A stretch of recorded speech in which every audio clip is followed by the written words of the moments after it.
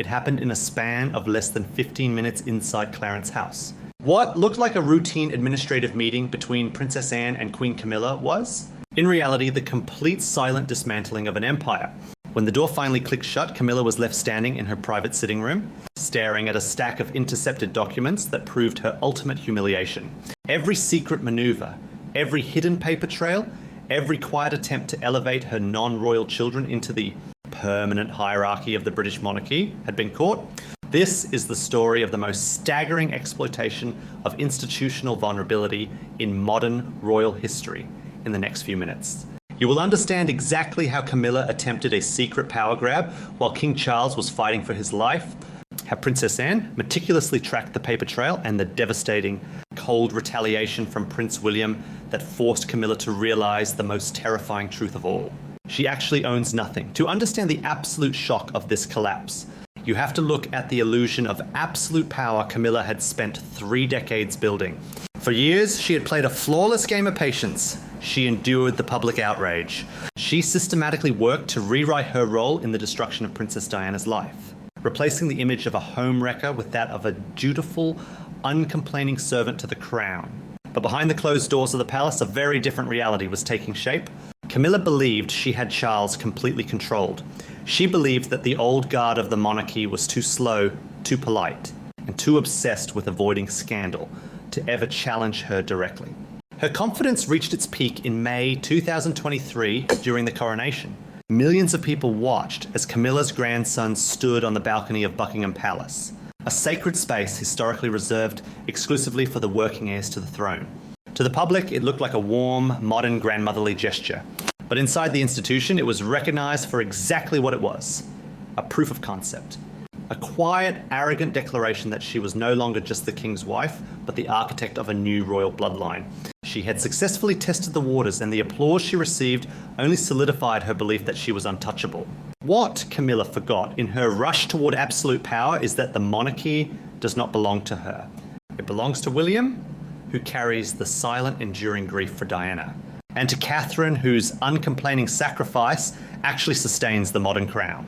Every time Catherine smiled gracefully at a royal engagement, earning the fierce loyalty of the British public, Camilla saw a threat to her own curated legacy. But most dangerously, Camilla forgot about Princess Anne, the fierce, uncompromising protector of the crown, who had never taken her eyes off Camilla for a single day. Anne had watched the balcony stunt. She had noted the subtle shifts in press coverage, and she had begun quietly preparing for the exact moment Camilla would reach too far. The arrogance of that balcony moment blinded Camilla to the boundaries that still existed. The most critical of those boundaries was set 20 years ago by Queen Elizabeth herself. In 2005, when Elizabeth finally granted permission for Charles to marry Camilla, she drew an absolute line. Camilla could be Queen Consort, but her children Tom and Laura would remain private citizens forever. No titles, no official roles, no place inside the institution. Camilla sat through that meeting with Elizabeth, her knuckles white as she gripped her dress, forced to accept the humiliation.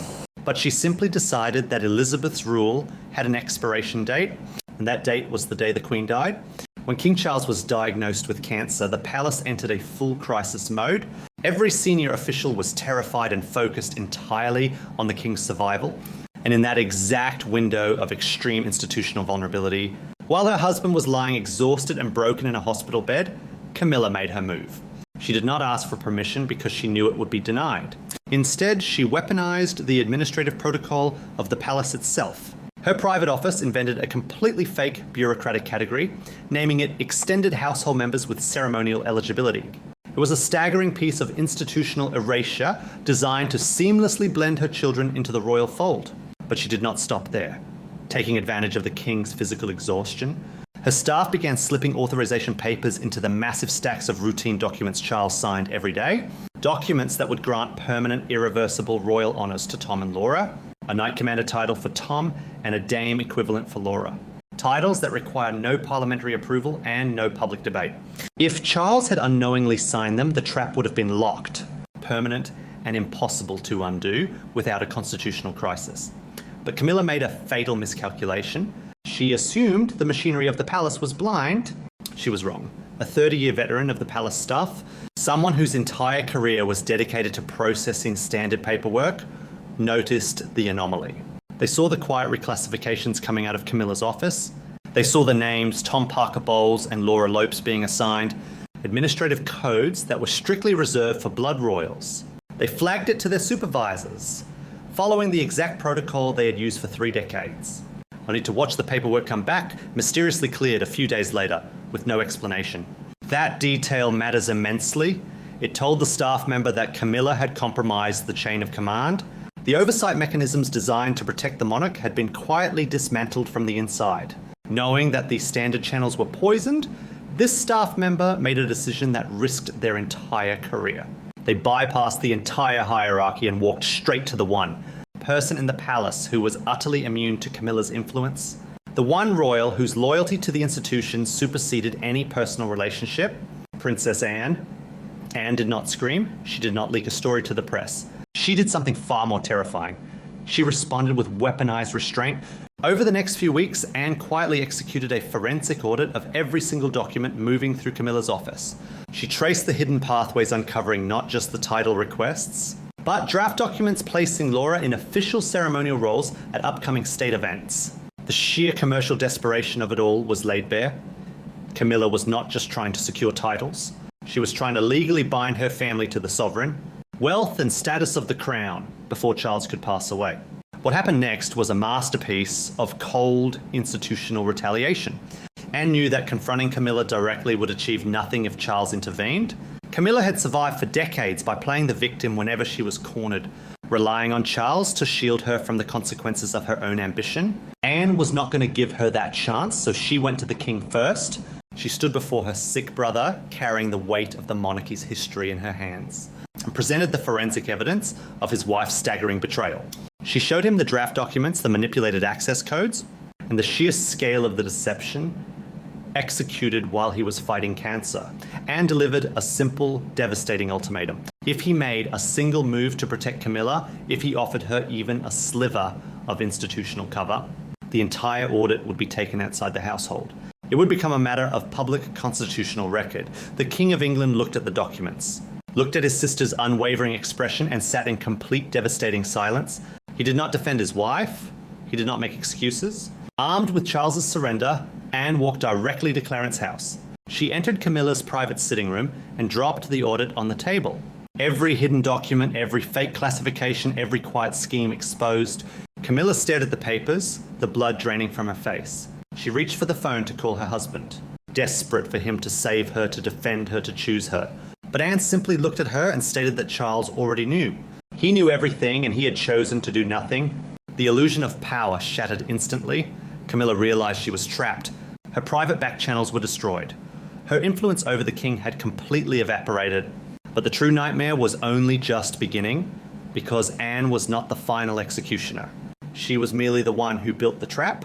As Camilla stood in her sitting room, suffocating in the silence of her husband's abandonment, the paperwork was already being handed over to the one man who had spent a lifetime waiting to balance the scales, Prince William. And William was not interested in simply stopping the plan. He was about to erase her entirely when Princess Anne handed that locked audit to Prince William. The dynamic of the British monarchy shifted in a way that will never be reversed.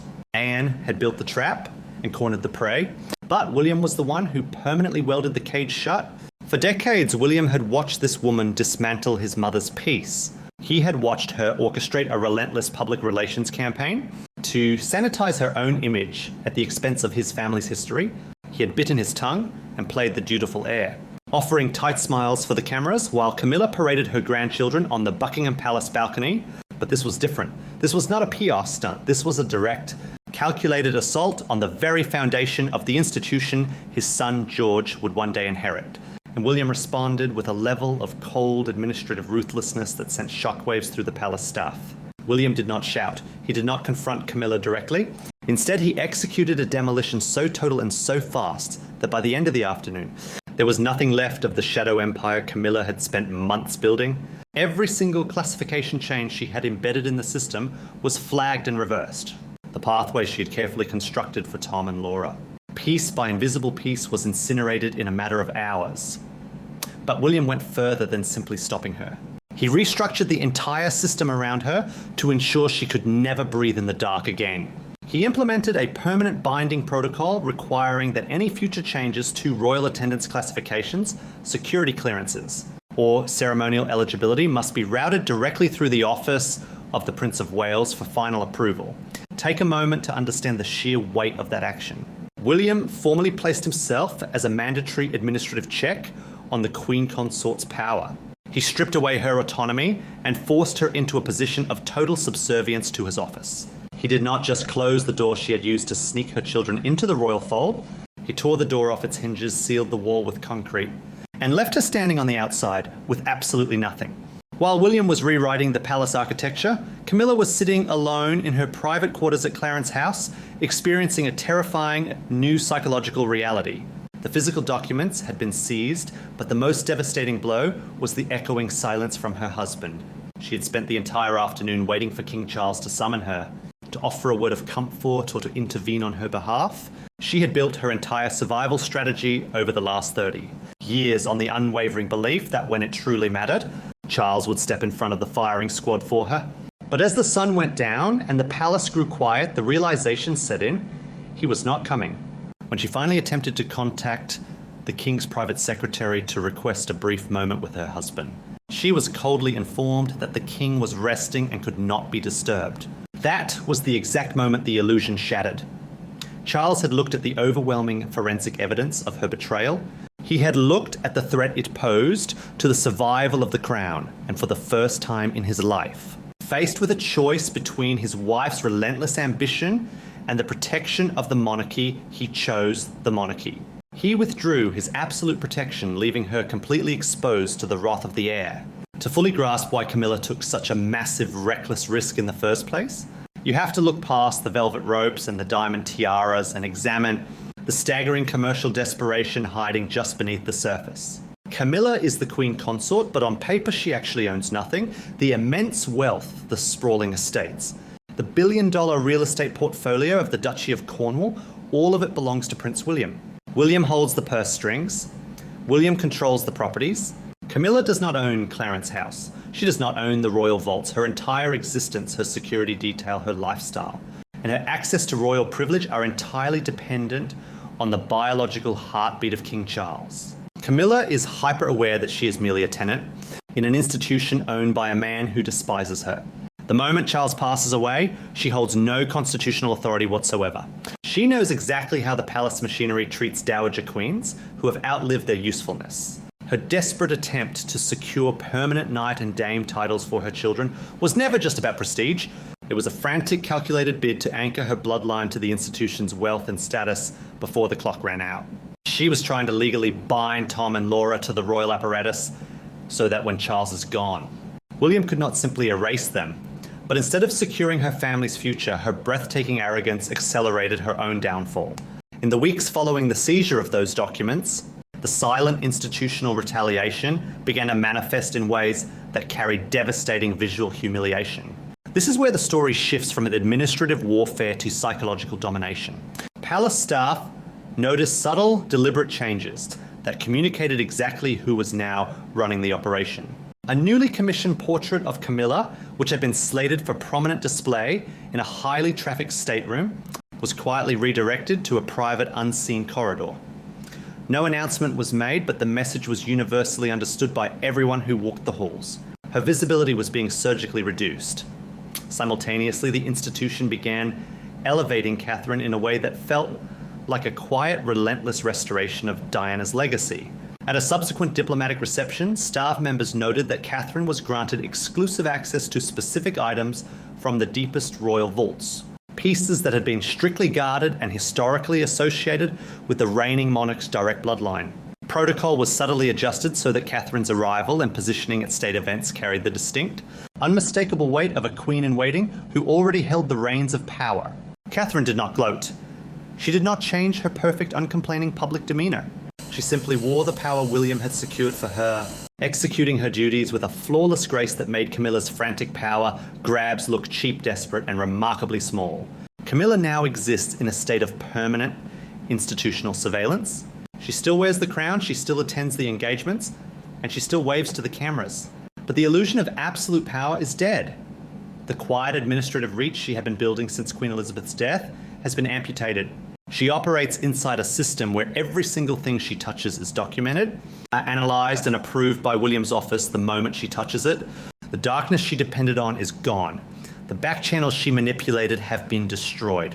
She played a flawless game of patience for 30 years, enduring global hatred and palace politics to finally place the crown on her head. But in her final greedy grasp for ultimate control, she exposed the very thing that destroyed her.